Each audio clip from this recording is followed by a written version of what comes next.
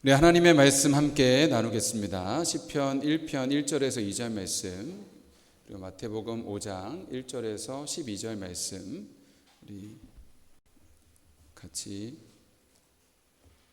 말씀을 봉독하도록 하겠습니다.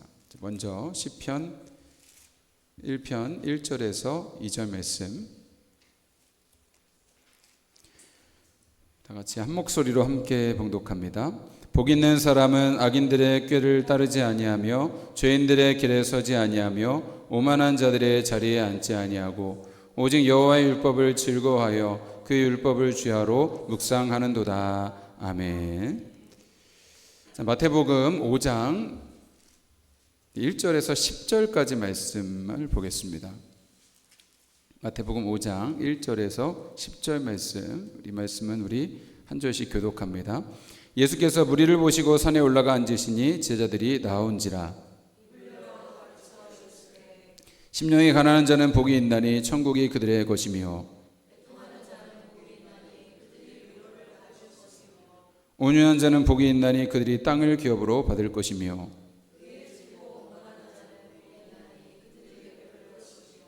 긍휼히 여기는 자는 복이 있나니 그들이 긍휼히 여김을 받을 것이며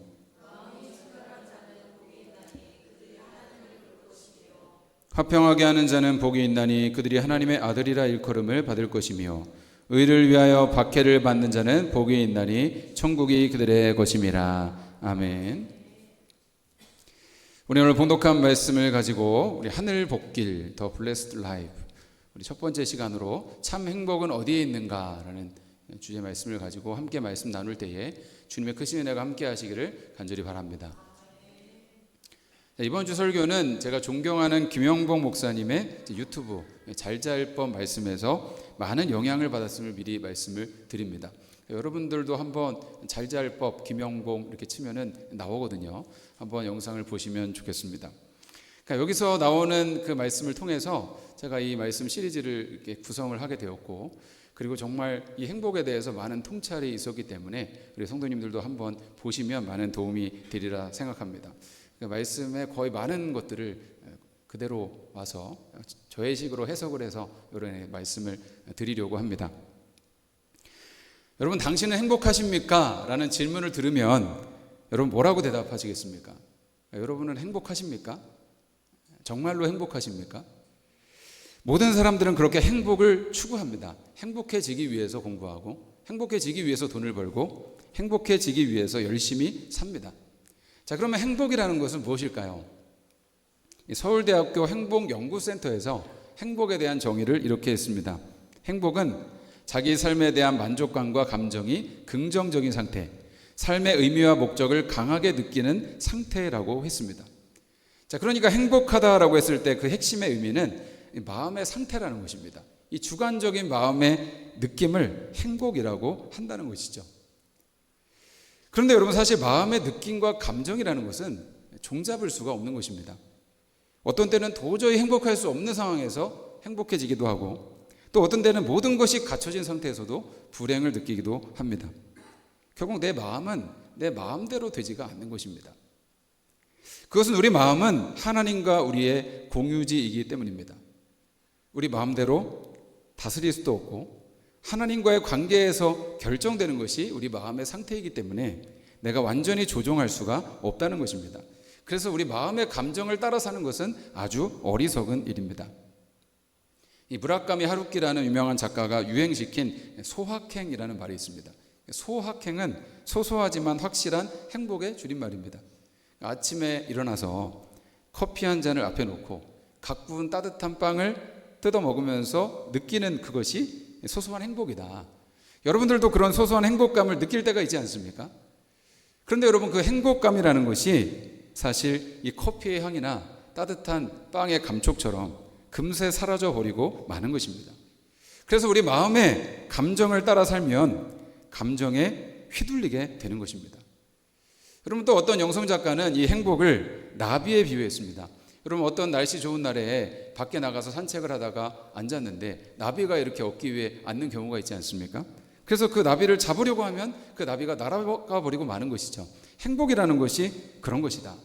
어떤 조건이 갖추어지면 발생하고 즉 그 조건이 사라져버리면 사라져버리는 것과 같다는 것입니다. 그것이 우리가 보통 당신은 행복하십니까? 라고 물었을 때에 그 마음의 상태, 감정의 상태를 묻는 것이다 라는 것이죠. 그렇기 때문에 사람들은 잡을 수 없는 것을 잡으려고 살아가기 때문에 행복한다고 느끼기보다 불행하다고 느끼는 상황이 더 많은 것입니다. 그러면 참 행복은 어디 있는 것일까요? 그것이 우리가 2달에 걸쳐 함께 나눌 말씀의 주제입니다. 예수님께서 친히 행복한 삶이 무엇인지에 대해서 우리에게 말씀해 주신 내용이 있습니다. 그것을 우리는 팔복이라고 부릅니다. 이 말씀을 나누는 가운데에 세상은 알 수 없는 그 참 행복이 우리 가운데 주어지는 크신 은혜가 있기를 간절히 축원합니다. 그러면 성경이 말하는 행복이라는 것은 무엇일까요? 여러분, 놀랍게도 성경은 행복에 대해서 큰 관심이 없는 것 같습니다. 성경 전체에 행복이라는 단어가 몇 번이 나오느냐? 11번밖에 나오지 않는다고 합니다. 여러분, 이렇게 방대한 성경에 행복이라는 단어가 11번밖에 안 나온다는 것은 이 성경이 우리의 행복에 큰 관심이 없는 것인가? 그렇게 생각할 수 있지 않겠습니까? 그러면 성경은 인간이 불행하기를 원하는 것입니까? 그런 것이 아니라 성경은 행복이 아니라 다른 것을 추구하라고 하는 것입니다. 자, 그것이 바로 복된 상태입니다. 히브리어로 아쉐르, 헬라어로 마카리오스라고 하는 단어입니다. 이것이 성경에서 행복 대신에 사용되는 단어인데요. 대표적으로 시편 1편 1절에서 2절 말씀이 있습니다. 복 있는 사람은 악인들의 꾀를 따르지 아니하며 죄인들의 길에 서지 아니하며 오만한 자들의 자리에 앉지 아니하고 오직 여호와의 율법을 즐거워하여 그의 율법을 주야로 묵상하는도다. 여기서 말하는 복 있는 사람이 바로 아쉐르입니다. 세상에서는 행복을 추구하고 행복을 얻기 위해 발버둥치면서 살지만 결코 행복을 얻지 못합니다. 그런데 하나님은 하나님을 믿는 그의 자녀들에게 하나님의 복을 선물로 주십니다. 여러분, 그것이 바로 예수님께서 신약 성경에서 말씀하신 팔복입니다. 복이 있습니다. 영이 가난한 사람들은. 복이 있습니다. 슬퍼하는 사람들은. 복이 있습니다. 온유한 사람들은. 복이 있습니다. 배고픈 사람들은. 복이 있습니다. 불쌍히 여기는 사람들은. 복이 있습니다. 마음이 깨끗한 사람들은. 복이 있습니다. 평화를 일구는 사람들은. 복이 있습니다. 의를 위해 박해를 받는 사람들은. 새 한글 성경으로 읽어드렸습니다. 그런데 여러분, 예수님께서 말씀하신 이 8가지의 복은 세속적인 행복의 조건과는 전혀 다르다는 것을 알 수 있습니다. 그럼 어떻게 가난한 것이, 슬퍼한 것이, 온유한 것이 행복입니까? 그래서 이 존 메가더 목사님은 예수님의 이 팔복의 말씀을 마치 백화점에 들어가서 물건의 가격표를 바꿔놓은 것과 같다. 싼 가격표에는 비싼 걸 붙여놓고 비싼 거에는 싼 가격표를 붙여놓았다는 것입니다. 여러분, 세상이 원하는 팔복이 있다면 이런 것이겠죠. 복이 있습니다. 회사에서 승진하는 사람들은 그들이 퇴직 후에 편안한 노후를 보낼 것이며, 복이 있습니다. 돈 많이 버는 사람들은 그들이 쇼핑을 마음대로 할 것이요, 복이 있습니다. 좋은 집에 태어난 사람들은 그들이 금수저를 물고 태어난 것이며, 복이 있습니다. 잘생기고 예쁜 사람들은 그들이 많은 친구들을 사귈 것이며. 여러분, 세상 사람들이 이런 것들이 행복을 준다고 믿고 있고 이런 것들이 없으면 불행하다고 생각합니다. 그런데 여러분, 성경에서 말하는 복 있는 사람은 마음의 감정이나 소유를 통해서 행복한 것이 아니라 특정한 삶의 방법을 추구한다는 것입니다. 그래서 하나님께서는 시편 전체를 통해서 복 있는 사람의 여러 가지 모습을 보여주시는 것입니다. 여러분, 시편은 시편 전체로 들어가는 문이지 않습니까? 여러분, 시편에는 정말 우리의 삶의 모든 희노애락, 우리 모든 삶의 순간이 기도와 찬양으로 담겨져 있는 시편입니다. 그런데 여러분, 그 시편으로 들어가는 이 시편 1편에 복 있는 사람은 어떤 사람이냐? 악인들의 꾀를 따르지 않는 사람, 죄인의 길에 서지 않는 사람, 오만한 자들의 자리에 앉지 않는 사람, 그리고 하나님의 말씀을 즐거워하며 그 말씀을 따라 사는 사람이다라고 했습니다.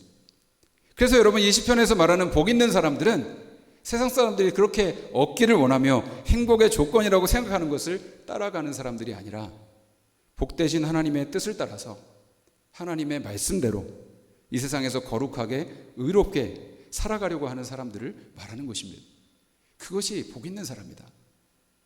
그런데 여러분, 이 세상이 깨어져 있고 죄로 충만하기 때문에 하나님의 뜻을 따라 사는 것은 때로는 손해봐야 하는 것이고, 때로는 배척당해야 하는 것이고, 때로는 힘들어야 하는 일인 것입니다. 그래서 여러분, 시편에 나오는 복 있는 사람들의 모습을 보면 어떤 모습들입니까? 가난한 사람, 병든 사람, 실패한 사람, 소외된 사람, 고통받는 사람, 죽음의 위기에 빠진 사람들로 나타납니다.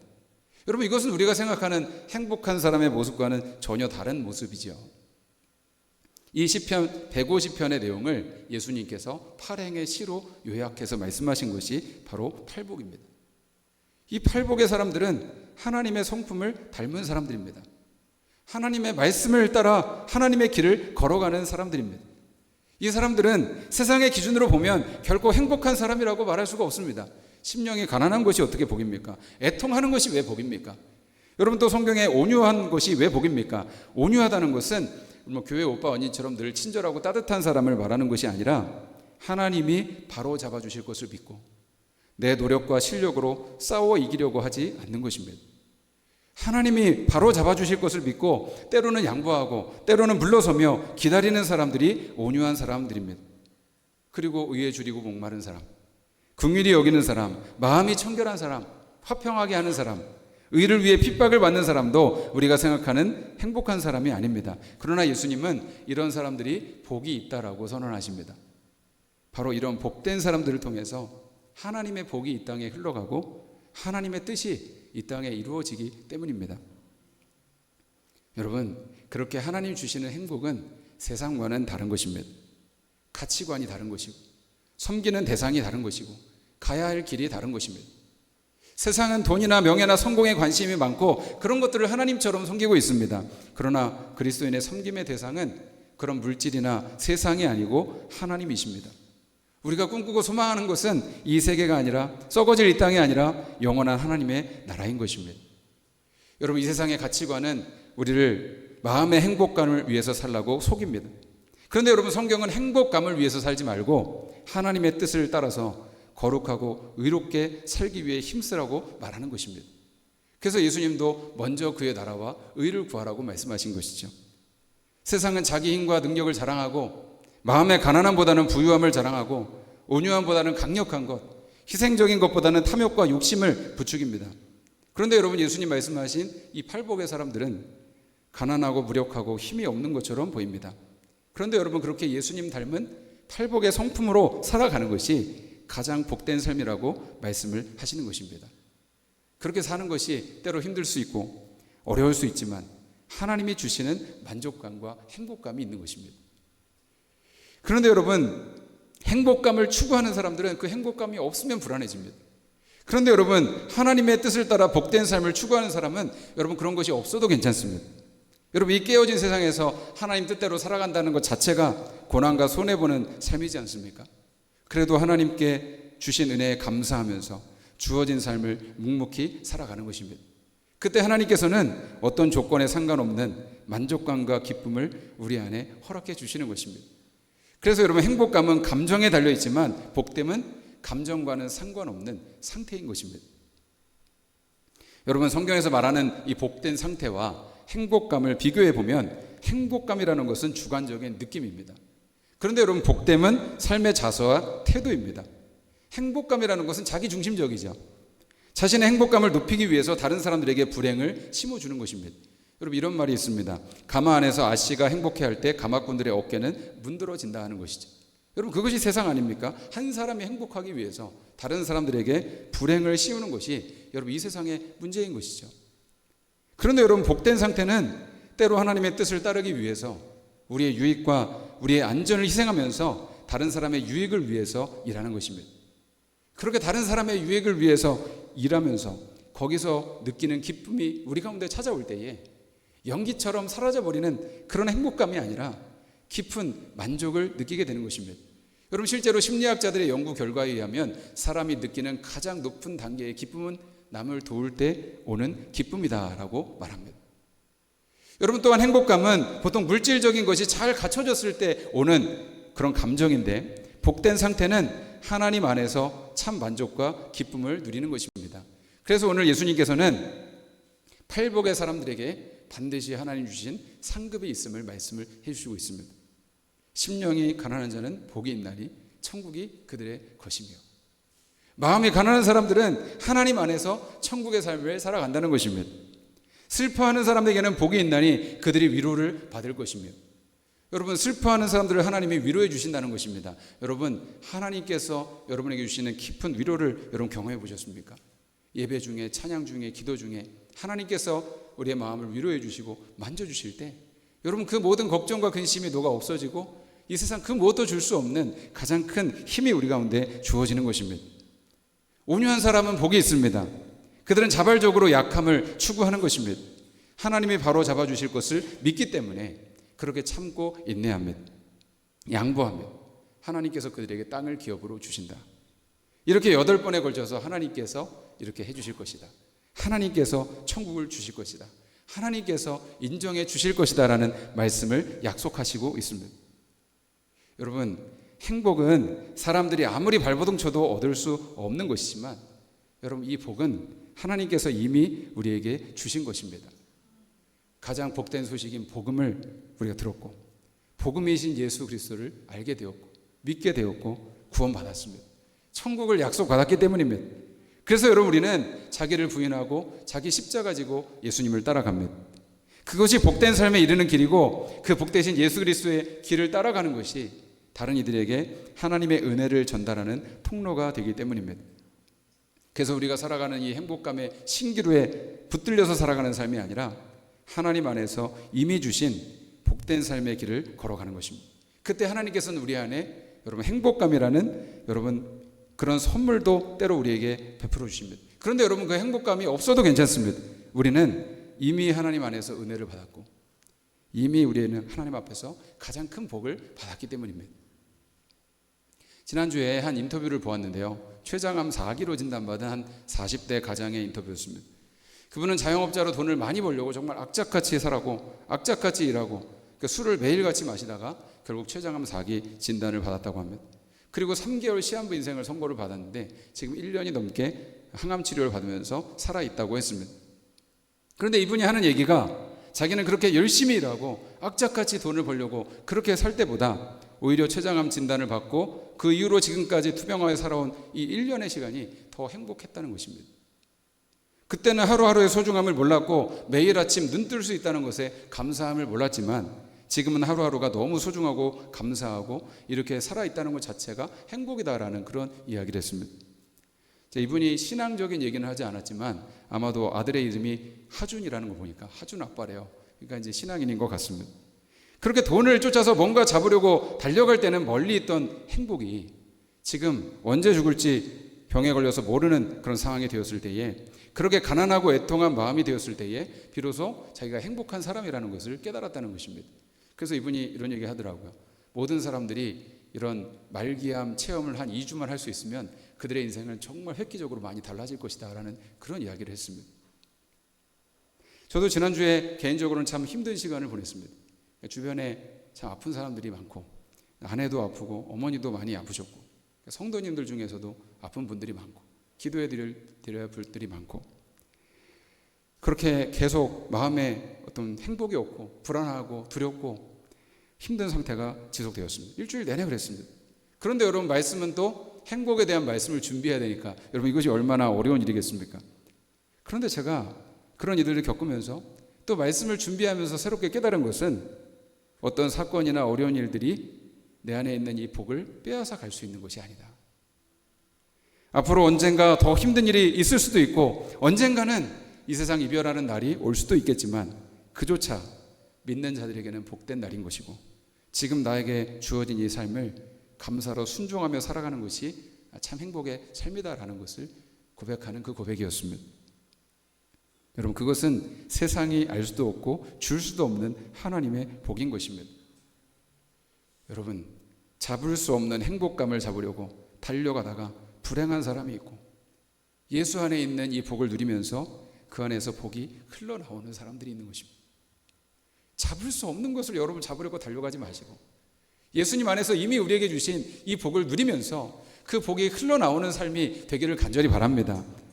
사랑하는 성도 여러분, 잠시 있다가 사라지는 그 행복감을 추구하지 마십시오. 그것은 악인들의 꾀를 따르는 길이고 죄인들의 길에 서는 것이고 오만한 자들의 자리에 앉는 것입니다. 그러지 말고 영원하고 완전한 복이신 하나님 한 분만을 추구하시길 바랍니다. 하나님 그분이 진정한 행복이시고 하나님 그분의 말씀을 따라 사는 것이 우리의 진정한 복 있는 사람인 줄로 믿습니다. 오늘 말씀 기억하면서 우리 잠시 찬양하며 기도하는 시간을 갖기 원합니다.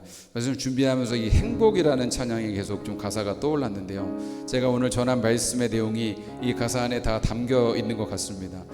화려하지 않아도 정결하게 사는 삶, 가진 것이 적어도 감사하며 사는 삶, 내게 주신 작은 힘 나눠주며 사는 삶, 이것이 나의 삶의 행복이라고. 여러분, 이 찬양의 가사를 고백하면서 우리 결단하며 함께 기도하는 시간이 되기를 원합니다. 화려하지 않아도 정결하게 사는 삶, 가진 것이 적어도 감사하며 사는 삶, 내게 주신 작은 힘 나눠주며 사는 삶, 이것이 나의 삶의 행복이라오. 화려하지 않아도 정결하게 사는 삶, 가진 것이 적어도 감사하며 사는 삶, 내게 주신 작은 힘 나눠주며 사는 삶, 이것이 나의 삶의